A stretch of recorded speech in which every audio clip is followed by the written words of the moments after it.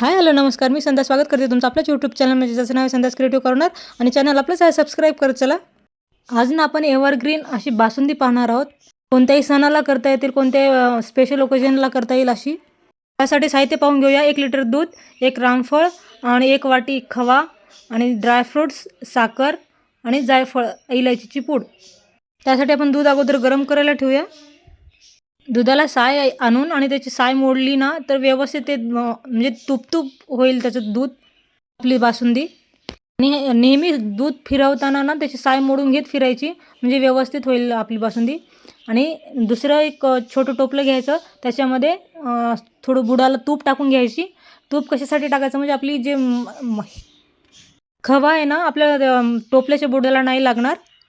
आणि ते खवा असते ना ते फ्रीजमध्ये ठेवलेलं असतं, त्याच्यासाठी त्याला व्यवस्थित मेल्ट करून घेतलं ना मग आपल्या दुधामध्ये एकजीव होईल व्यवस्थित. त्यासाठी त्याला मेल्ट करायला ठेवायचं गॅसवर. हे पहा, आता व्यवस्थित त्याचं तूप असं रूपांतर होईल.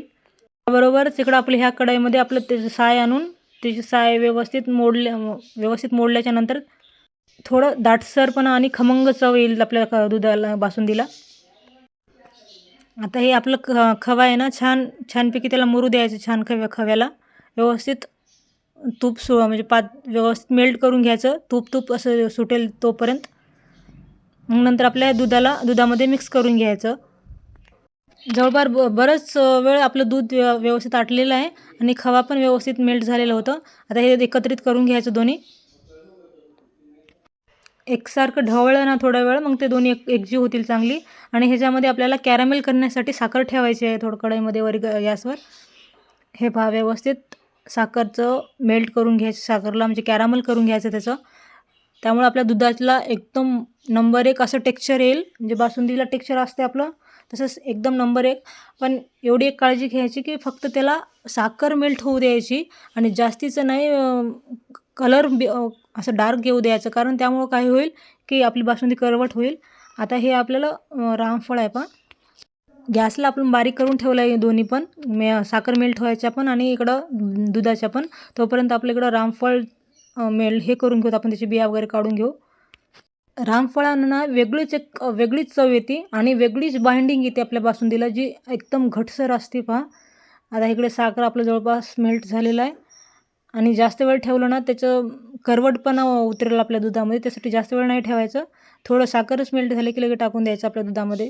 आमच्याकडे ना पाडव्याला बासुंदी आणि पुरीच असते. काही ठिकाणी असे पुरण घातले जाते, पण आमच्याकडे अशी मान्यता आहे की पुरण घातलं म्हणजे डाळ शिजवलं ना गुढीपाडव्याच्या दिवशी अशी बाकी गुढी उभारलं तर पूर्ण तरी ते असं काही मानत नाही. तरी हे आपलं कॅरमेल केलं टाकताना एकदम दोन्ही पण गरम एकदमच नाही टाकायचं, थोडं वरती जे आहे चांगलं ते पूर्ण आपलं बाहेर उतू वगैरे येणार नाही. आणि सगळं मेल्ट करत एकजीव करत थोडं 2-3 प्रमाणात टाकायचं. त्या मानानं आणि आपली साखर जास्तच प्रमाणात झालेलं आहे, कारण आमच्या इथं गोड खूप आवडतं. त्यामुळं कोणाला गोड कमी आवडत असेल किंवा कॅरमेलची चव कमी आवडत असेल तर साखर कमी टाकलं तरी चालेल आणि नुसतं साखर टाकलं तरी चालेल. आपल्या बासुंदीची बाइंडिंग चांगली आली होती. आता मग त्याच्यामध्ये इलायची टाकली 1 चमचा आणि थोडं मनुके. आता हे आपलं काढून घेतलं होतं ना रामफळाचं गर, ते टाकून दिलेलं आहे. आता ह्या रामफळानं काय होईल ना की आपल्या बासुंदीचा टेक्स्चर असं घट्ट होईल. थोडे बदामाचे तुकडे म्हणजे ड्रायफ्रूट्स टाकून घ्यायचे. आता आपलं पाहू शकता आपल्या बासुंदीला टेक्स्चर किती भारी आलेलं आहे. थोडं टेक्स्चर भारी येण्यासाठी ना कमीत कमी 2-3 तास बारीक आचेवर आपल्याला नुसतं घट्ट करायचं म्हटलं तर 2-3 तास लागले असते एवढी बासुंदी घट्टसर करण्यासाठी.